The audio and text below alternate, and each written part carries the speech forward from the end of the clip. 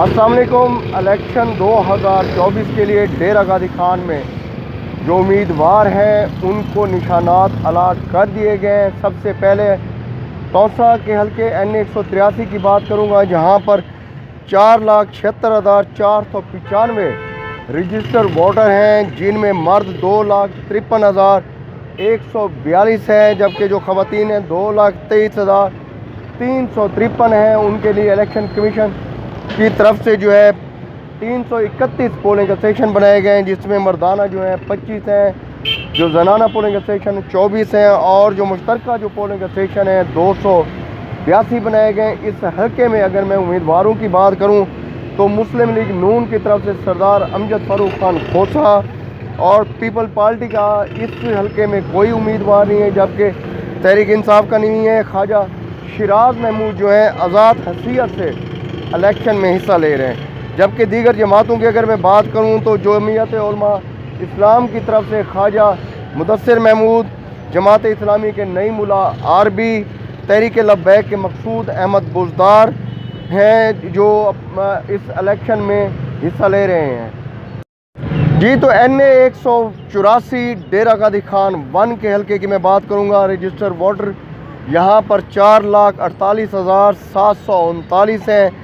मर्द जो वोटर हैं 2,45,373। इसी तरीके से ख़वातीन जो वोटर्स हैं 2,03,366 हैं, जिनके लिए पोलिंग स्टेशन 279 बनाए गए। मर्दाना 12, जनाना भी 12 और मुश्तरका जो पोलिंग स्टेशन 255 है। इस हल्के का जो पुराना नाम है NA 190 है। यहाँ पर पाकिस्तान मुस्लिम लीग नून की तरफ से अब्दुल कादिर खान खोसा, पीपल पार्टी की तरफ से कोई उम्मीदवार यहाँ पर खड़ा नहीं किया गया। तहरीक इंसाफ का भी कोई नहीं है, लेकिन अली मोहम्मद खलोल जो है आज़ाद हसीयत से इलेक्शन में हिस्सा लेंगे। जबकि साथ जो है सरदार सैफुद्दीन खोसा भी आज़ाद हसीयत से हिस्सा ले रहे हैं। इसी हल्के के ऊपर NA 184 पर सरदार जुल्फ़िकार अली खान खोसा साहब ने भी अपने कागजात नामजदगी जमा कराए थे, उनको भी निशानात अलाट कर दिए गए। और जमीयत उलमा इस्लाम की मैं बात करूँ तो कारी अब्दुल अजीज़, जमात इस्लामी के सरदार करम खान लोंड, तहरीक लब्बैक पाकिस्तान के इरफान उल्लाह खोसा NA 184 में एक दूसरे के मद्दे मुकाबिल होंगे। इसी तरह NA 185 है, ये डेरा गाजी खान शहर का हल्का है। यहाँ पर रजिस्टर्ड जो वोटर हैं 4,13,882 हैं। मर्द जो हैं 2,13,882, ख़वातीन 1,86,473। इनके लिए 266 पोलिंग स्टेशन बनाए गए हैं, जिनमें मर्दाना 55 है, जनाना 54 है, और 117 जो है मुश्तरका पोलिंग स्टेशन बनाए गए हैं। यहाँ पर अगर मैं बात करूँ तो मुस्लिम लीग नून की कोई भी उम्मीदवार खड़ा नहीं किया। पीपल पार्टी की तरफ से सरदार दोस्त मोहम्मद खान खोसा को टिकट जारी किया गया। तहरीक इंसाफ का भी कोई नहीं है। जरताज गुल वज़ीर जो है आज़ाद हसीयत से इस इलेक्शन में हिस्सा ले रहे हैं। तहरीक जमात इस्लामी के शेख उस्मान फ़ारूक हैं, जमीयत उलमा इस्लाम के अब्दुल सलाम नासिर, तहरीक लब्बैक के ज़काउल्लाह रिजवी हैं, और जुल्फ़िकार खान खोसा और महमूद कादिर खान लिगारी भी इस हल्के में आज़ाद हसीयत से इलेक्शन में हिस्सा ले रहे हैं। NA 186 की बात करूँ, ये डेरा गाजी खान के कौमी असम्बली का हल्का 3 है, और ये चोटी वाली साइड हो जाती है। यहाँ पर जो रजिस्टर वोटर हैं 3,87,004 तादाद है उनकी। मर्द वोटर 2,10,263।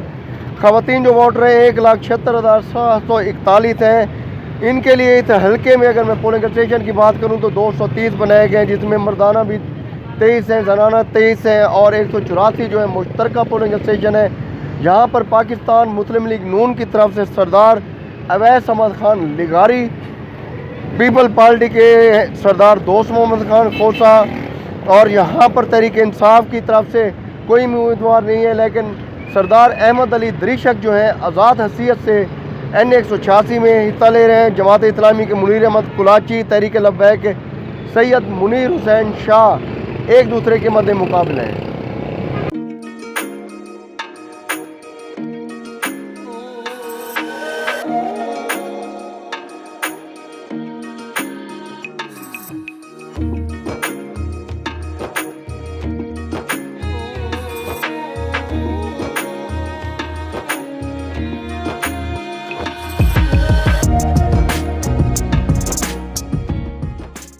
نشانات الاٹ ہونے کے بعد ڈیرہ غازی خان کے حلقہ NA 185 میں سیاسی گہما گہمی میں کافی ہلچل مچ گئی ہے۔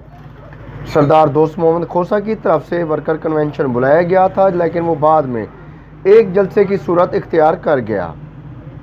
اس موقع پر دوست محمد کھوسہ نے خطاب کرتے ہوئے کہا کہ پاکستان کی سیاست کو جس طرح سے تباہ و برباد کرنے کی کوشش کی گئی، ان پچھلے سالوں میں اور قانون نام کی کوئی چیز پاکستان میں آج نظر نہیں آتی۔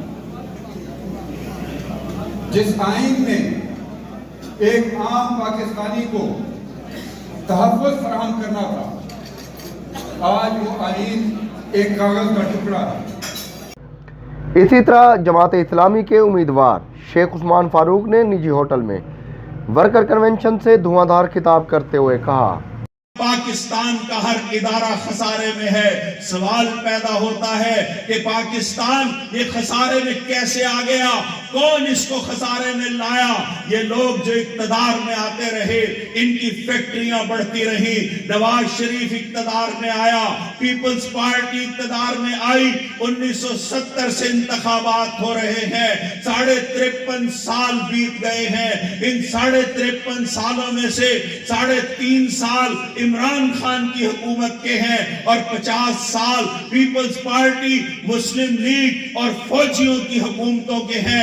تو پھر پاکستان کا یہ حال کس نے کیا ہے؟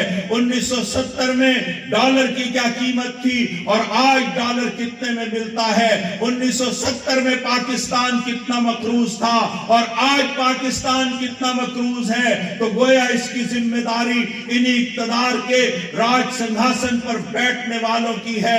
جب پاکستان 1981 کے اندر نواز شریف جب اقتدار میں آیا تھا تو اس نے یہ کہا کہ ہمارے والد کے پاس کچھ نہیں تھا، ہماری فیکٹریاں قومیہ لی گئی تھی، ہماری سارے ادارے نیشنلائز کر دیے گئے تھے۔ تو پھر سوال پیدا ہوتا ہے کہ پاکستان کا PIA بھی، پاکستان کا ریلوے بھی، پاکستان کا سٹیل ملز بھی، پاکستان کا ٹیلی فون بھی اور پاکستان کا ساری معیشت کا پہیہ بھی، پاکستان کی سرامک کی انڈسٹری بھی، ٹیکسٹائل کی انڈسٹری بھی، یہ سارے آسمان پر تھے اور یہ لوگ کہتے ہیں کہ ہم زمین پر تھے، ہمارا سب کچھ بھٹو نے چھین لیا تھا۔ تو پھر آج بتائیے پاکستان کہاں ہے؟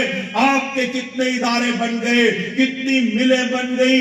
آپ نے حدیبیہ پیپر مل لگایا، آپ نے برادر شوگر مل لگائی، آپ نے عزیزیہ میں فلیٹ خریدے، آپ نے ایون فیلڈ میں پلاٹ خریدے، آپ نے سعودی عربیہ میں جائیدادیں بنائی، پاکستان میں آپ کے کارخانے بڑھتے گئے، پولٹری کا کاروبار آپ کا، سریے کا کاروبار آپ کا، فاؤنڈریز آپ کی، میڈیکل کالجز آپ کے، دولت آپ کے پاس، آپ کی دولت بڑھتی گئی، پاکستان ڈوبتا چلا گیا۔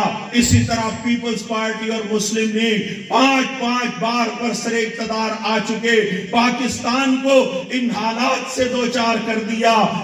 اسی طرح ہمارے پاکستان کے قومی اور صوبائی اسمبلی کے حلقے ٹھگوں اور ڈاکوؤں کی اور غیر ملک سے آنے والے سٹرینجروں کی اور سائبیریا کی ہواؤں کی طرح ٹھنڈے علاقوں سے آنے والے سیاسی پرندوں کی آماجگاہ بنا ہوا ہے اور انہوں نے آ کر یہاں پہ ڈیرے ڈالے ہیں اور پاکستان کی سیاست پر بھی قابض ہو گئے ہیں۔